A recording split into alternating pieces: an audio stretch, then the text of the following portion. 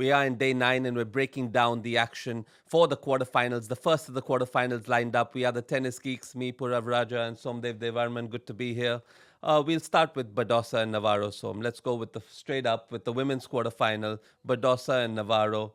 What do you think is going to happen? Well, Badosa, it's a second quarterfinal for both. It's the second quarterfinal for Badosa. It's the second quarterfinal for Navarro. The last time Badosa was in a quarterfinal was in 2021 Wow. at Roland Garros. I mean, there's a lot that's happened for her since then. She became world number 2. But in that quarterfinal, she played against a certain Tamara Zidansek and lost 8-6. So that's a match that she should have won, and she didn't. And she lost in a very tight one. Now, similarly, Navarro, it's her second quarterfinal, but the last quarterfinal she was in was Wimbledon. So it's 2 in a row. She lost 1 and 2 to Paolini. So underperformed in that quarterfinal, similar to how Badosa went. I don't know how you see it. Yeah, I see it as a very different type of matchup. I know the Spanish player Badosa, very, very aggressive from the baseline. She's going to take the ball on. She's had a great run. She's obviously talked about quitting. She's coming back now. I see Navarro as the crafty player, very solid, but Badosa does have a win over her. Does that make a difference? I think that makes a difference to my odds, and I honestly feel like Badosa is going to win this one. But if you're Emma Navarro and you're saying that you're in the quarterfinals of a major and you're going to be playing Badosa, Yeah.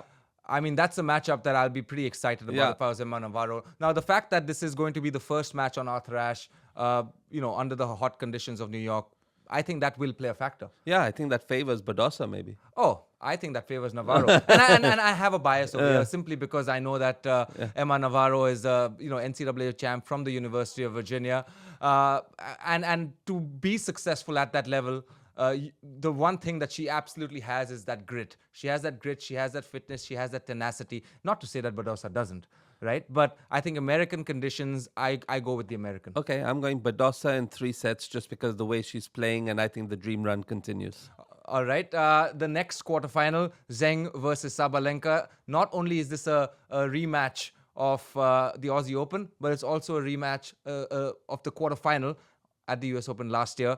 Both of those matches, Sabalenka absolutely trounced her. 6-1, I think it's 6-4. a different Kunwin Zheng. It's a difference in Queen and Zheng, but history matters for something. It's 6-1, 6-4 at the US Open last year in the quarters, 6-3, 6-2 in the finals of AO. What does Zheng do differently here? I think she has to serve really well. I think Zheng has to serve really well. I think the forehand will come into play. I think the big thing is Sabalenka, the world number 2, does hit her forehand a lot better than Zheng in general over the course of a season. I think she overpowers from the forehand side. Zheng is yet to do that, but if she serves well, and she's shown me now that Qinwen Zheng is a player to stay. She's a definite top 5, and she's here to stay. She's won the Olympics. It's a different Qinwen Zheng. I think it's going to be a very, very tight match. And if you're really brave, I'd call the upset. Wow. Yeah. Wow, you call the upset. Well, here's the thing. I look at this match as coming down to the execution of Sabalenka because she's playing incredible tennis so far. 9 wins on the trot, including a win at Cincinnati. In those 9 wins, the quality of wins that she's had, beaten Pegula in straight sets, beaten Swiatek in straight sets, beaten Svitolina in straight sets. This tournament, she's only lost 1 set, and that 1 set has been to Alexandrova in the 3rd round. After losing that opening set 6-2, she comes back and wins 1 and 2. So that's the kind of form that Aryna Sabalenka has. That's the kind of class that she has. She can out-hit Qinwen Zheng, which she has done in the past. So if she executes, I think she has no problems. If Zheng is to win, it's going to be 7-6 in the 3rd, 10-8 in the tiebreak, and that's the way I see it. But that's a very, very bold call, and the safe money is on Sabalenka and straight.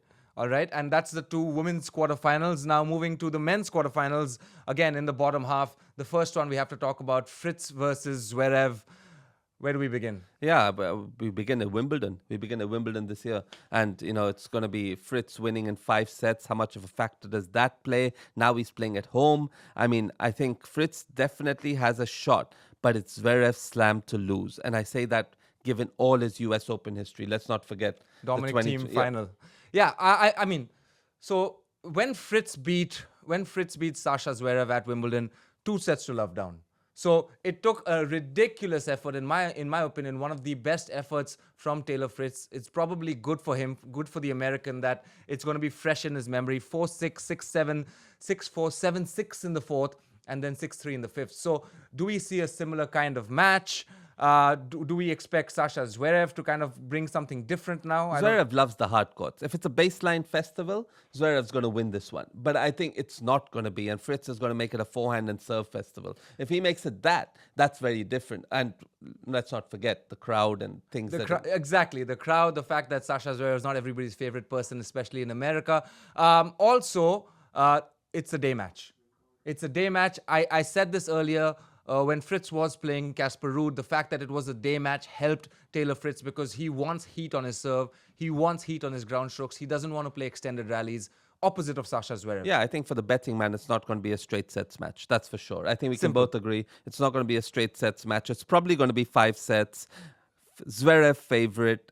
Zverev to maybe win in 5. I go Fritz. I go with the upset. That's 2 matches in a row now that we Fritz to win in 5. Fritz to win in 4 or 5. Yeah. That's my call. But another American, the last American in the bottom section of the draw, Dimitrov versus Tiafoe. 2-1 head-to-head for Dimitrov. The one time Dimitrov won in Wimbledon, 2-3-2. I don't think that counts because Tiafoe does not like the grass. But the one time Tiafoe won was 5 years ago at Australia, and that was 4 tight sets. Yeah, I think Dimitrov's also playing tennis that we've not seen before. That backhand cross court's working a dream. Tiafoe has everything to lose here. That he wants to play. He's been in the US Open semi-finals before. Dimitrov, this is the resurgence of Dimitrov. I can't believe I'm saying this about a world number 3 who's now back on the map after pretty much dropping off for the best part of 6 years. He's back on. He's much older. 6 years. Yeah, I mean...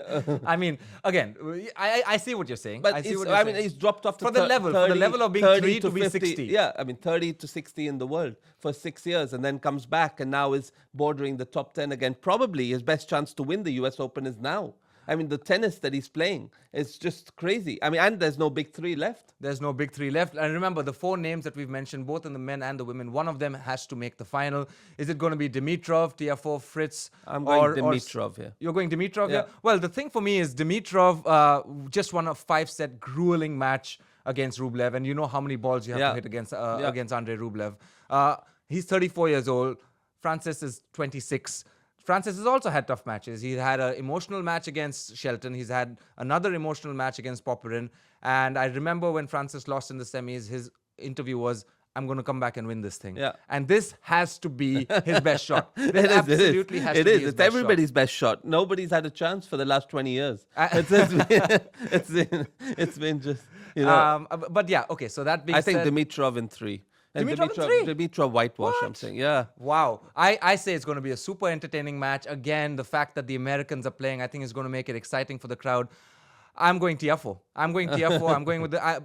it's going to be a beautiful match to watch because there's going to be so much cat and mouse. There's going to be tactics. There's going to be all sorts of things. So enjoy that one. Like, share, subscribe. I hope you enjoyed our content over here. I hope you had an understanding of what to expect for these matches, these quarterfinals, and hope you enjoy quarterfinal action. See you later.